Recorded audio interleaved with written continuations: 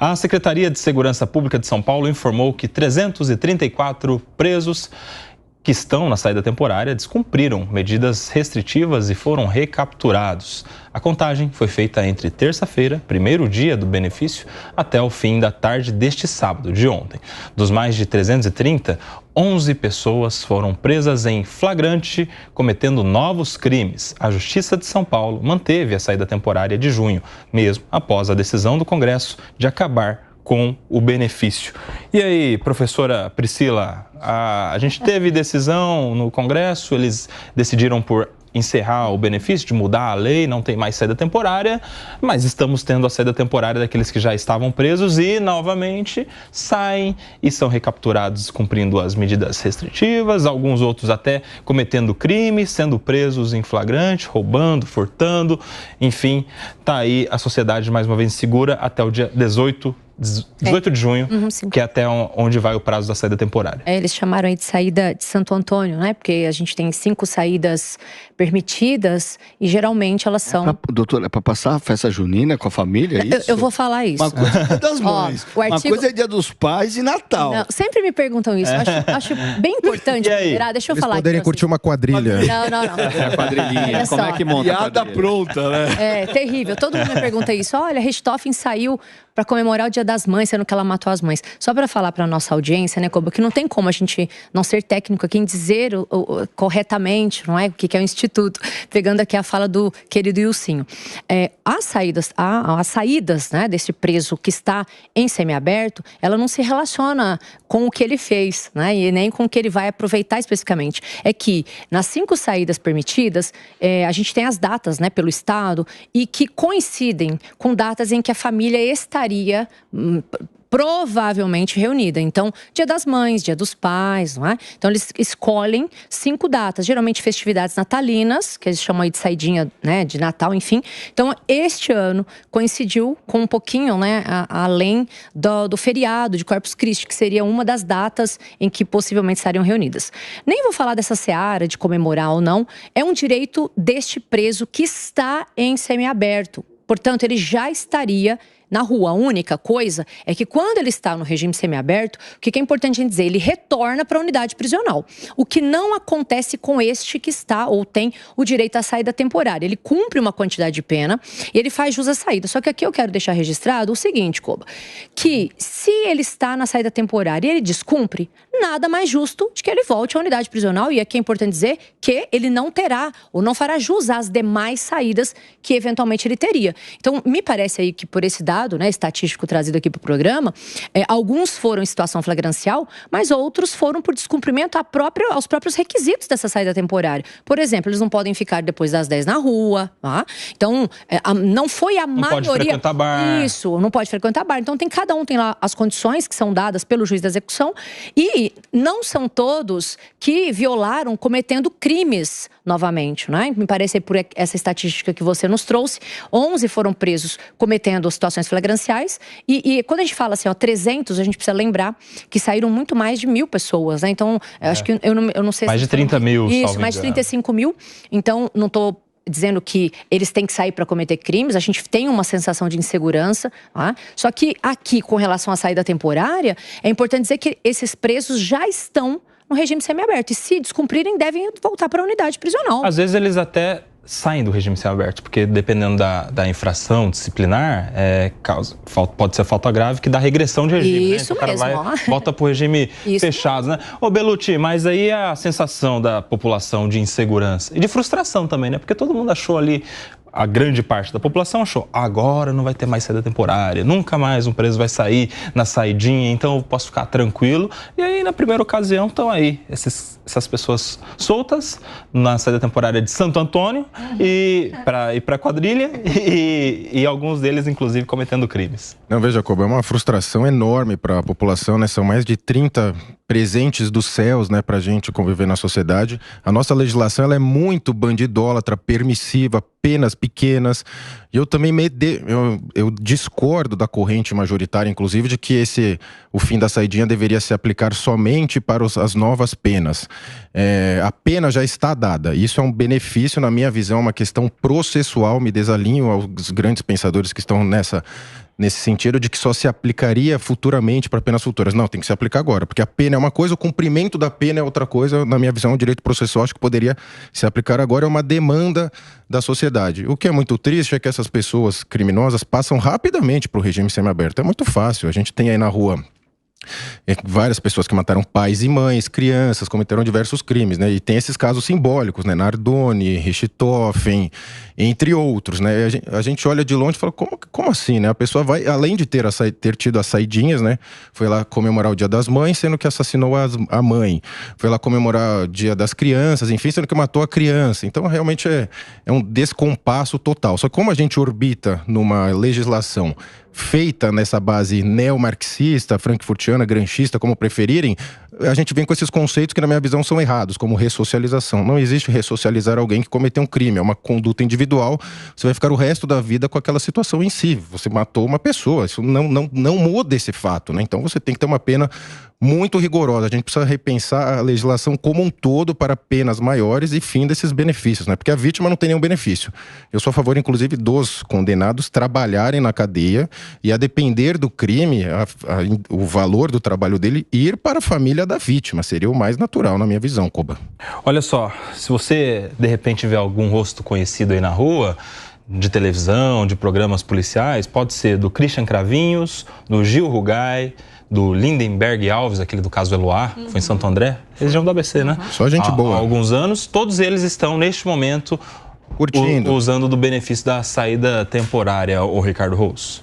Nelson, é uma frustração imensa da sociedade, porque houve uma grande discussão em cima do projeto que acabaria com a saidinha dos presos, pouca informação em cima disso, muita gente acreditou que com a aprovação do projeto isso acabaria e não teríamos mais esse benefício aos criminosos, que é a saidinha, mas enfim. Estamos aí de novo enfrentando mais uma saidinha. Estamos falando de 11 presos pegos em flagrante, não sei quantos pegos, que foram pegos e os que não foram pegos.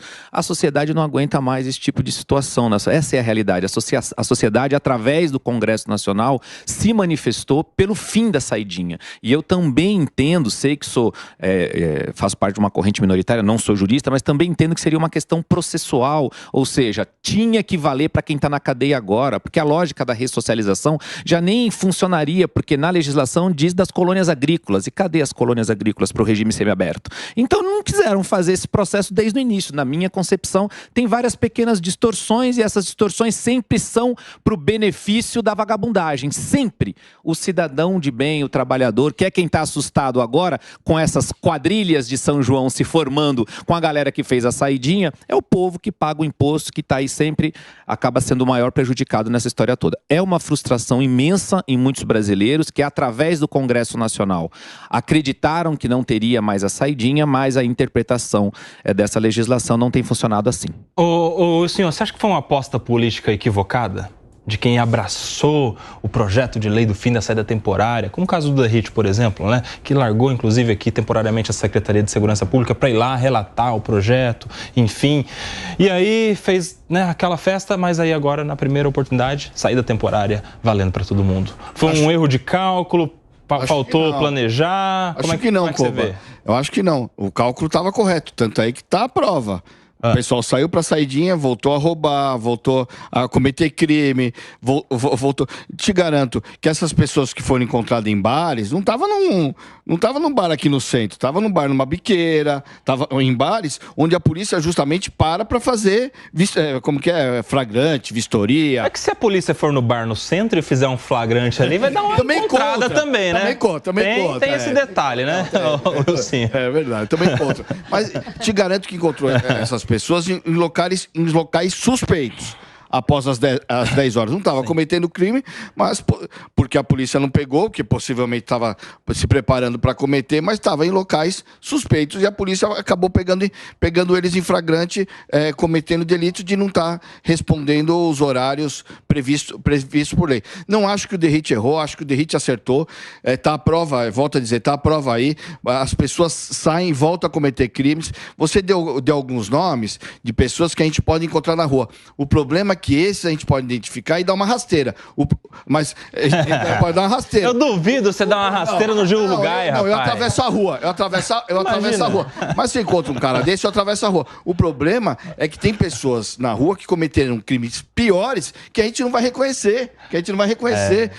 O problema não é esse que a gente vai ver na rua e falar assim, ó o Gil Rugai ali, ó o Nardoni ali. Isso a gente reconhece porque tiveram questões midiáticas. A mídia deu muita visibilidade. Mas tem muita gente que cometeu crimes piores que estão aí na saidinha cometendo novos crimes conforme a própria notícia, a própria polícia divulgou. Se você encontrar alguns desses, então, liga pro Wilsinho que ele vai lá dar uma rasteira. No Lindenberg, no Cravinhos. Wilsinho versus Cravinhos. Você falava, Koba, só para fazer aqui uma ponderação sobre o Derrit, né, ter se desligado momentaneamente daqui do cargo para poder buscar lá a votação. Há também aqui uma queda de braço, né, o que eu percebo. Por quê? Porque a gente tem o Poder Legislativo, enfim, legislando para poder sanar a questão da violência de alguma maneira, né? E de outro lado, a interpretação da norma. Porque o legislador, claro, a gente tem algumas garantias constitucionais que também causam óbice a querer cessar, por exemplo, como é o caso da violência. O Rose falava aqui que a sociedade, né, não aguenta mais, o João também, o Wilson também. Claro, a sociedade não aguenta mais, mas a gente também precisa não só legislar. Porque olha aqui o descompasso. A gente tem, de um lado, o legislador, de um lado, o julgador tentando interpretar o que o legislador quer. E acima disso, a gente tem algumas garantias constitucionais que causam óbices. Como é o caso, não é? Da irretroatividade. Esse aqui é o ponto X da questão, que é a irretroatividade da norma ou a retroatividade dela. E o nosso STF entendeu por que essas pessoas estão na rua. Por um caráter interpretativo, né, de um dispositivo da nossa Constituição, entenderam que não deve retroagir para alcançar fatos anteriores diante da legislação versar sobre matéria penal. Então, eu vejo muito esse inconformismo da sociedade, porque a gente não aguenta mais violência, né? A gente que mora principalmente aqui em São Paulo sabe o que eu tô falando, enfim, a gente tem outros lugares muito violentos, e aí a legislação tentando sanar essa violência, o STF dando decisões, e os julgadores como um todo, não só o STF, mas me parece que a gota d'água para os juízes, né, trabalharem essa questão de retroagir ou não, vem, né, do nosso Supremo trazendo essa briga, e a gente que paga com isso. Doutora, não é só nós aqui, não. Tem uma pesquisa, 80% das pessoas não concordam com as saidinhas. Tem uma pesquisa, 80% das pessoas não. Por isso que passou fácil no Congresso, né? Nem o governo colocou muita dificuldade. Mas depois o governo e a OAB também recorreram, né? Discordaram da questão da saidinha, né? Do fim. Sim, mas politicamente, por exemplo... Mas não quiseram colocar o nome lá. Até liberaram a bancada, né? Mas tem uma outra coisa de não terem colocado o nome também, viu, senhor? Ano eleitoral, né, amigo? Lógico. Teve deputado que há 2 anos, quando não era candidato a nada ali, votou contra a saída temporária, para permanecer o benefício. Deputado que agora, quando foi votar a derrubada do veto na Câmara... Perfeito. Não, eu sou a favor da saída temporária. Como se tivesse mudado de ideia. Isso mesmo. Por quê? Porque é pré-candidato, amigo. Não, e tem uma outra questão. Ele sabe que essa é uma pauta que sobe para o Supremo. O próprio ministro da Justiça, se você for lembrar meses atrás, ele falou, isso é inconstitucional, isso é aquela. Quando fala que é inconstitucional... Sobe ele joga a bola. E isso que eu tô falando. Supremo. Eu acho que assim, fica nessa discussão... E com todo respeito aos candidatos, mas eu concordo com o Koba, é uma questão que traz a população, a gente chama isso de policialesco, questão policialesca, a questão de trazer o público para poder falar, não, meu candidato foi lá, votou favorável à norma, vai estar proibida a saída temporária. Ah, mas foi pro STF, eu lavo minhas mãos, eu fiz o que eu pude. E aí fica esse impasse. Porque é questão de política, gente. Quem faz as nossas normas? Quem faz a lei? Quem promulga a lei? O Supremo. Mas, Rose, eu quero a sua... Nessa hora, os deputados não reclamam que o Supremo vai legislar, né? Eles gostam. Rose, mas aí eu quero saber a sua opinião. Porque no Supremo agora, por exemplo, os ministros vão se deparar com uma questão que não é nova. Isso que a professora Priscila está falando, de que a norma ela retroage só se for em benefício. E esse tipo de fim de benefício, fim da saída temporária, já aconteceu anteriormente. Por exemplo, em 2019, a gente teve uma mudança na lei para acabar com a saidinha do Alexandre Nardoni, dessas pessoas, por quê? Hediondos. Crime hediondo com resultado morte. Matou a filha, matou o pai e tal. Essas pessoas não têm mais direito à saidinha. Já estava na lei em 2019, não é que mudou agora. Já mudou em 2019 e o Alexandre Nardoni continuou tendo saída temporária. E as outras pessoas que mataram pai, mãe, filho, parente, continuaram tendo saída temporária. Por quê? Porque já havia esse entendimento, antes dessa questão se politizar, de que isso é norma penal e, portanto, não deve voltar atrás. Ou seja, estranho seria se o Supremo mudasse de ideia agora, no meu ponto de vista. Porque a gente tem um histórico de decisões neste sentido, Ricardo Rousso. É verdade, mas o Supremo já mudou de ideia algumas vezes. Sim. Por que não mudar agora se há um entendimento de uma gigantesca parcela da população e um posicionamento dos representantes do povo no Congresso Nacional?